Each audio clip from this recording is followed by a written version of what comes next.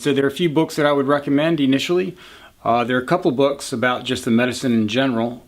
This is probably the most accessible. This is Between Heaven and Earth. It's really good because they kind of go through and give some sort of real life examples of people that might fall into particular categories with specific problems and that kind of stuff. So it's really good because they do, it's very geared towards the layman. It's very easy to understand. And the other thing I like about this book, they actually tell people sort of how we came to get the type of medical system that we currently have. And because of that, then we're better able to understand, you know, its inherent strengths and its inherent weaknesses.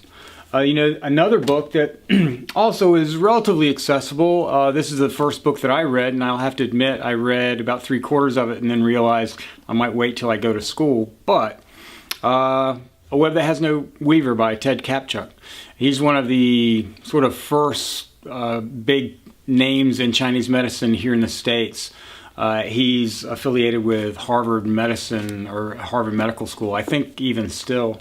Also, in terms of sports medicine, Tom Bizzio's book, Tooth from the Tiger's Mouth. This is an awesome book. This is very straightforward, and really virtually anybody's going to be able to understand what Tom is writing about. He's very good about giving very specific instructions and explaining in detail injuries and how to treat them.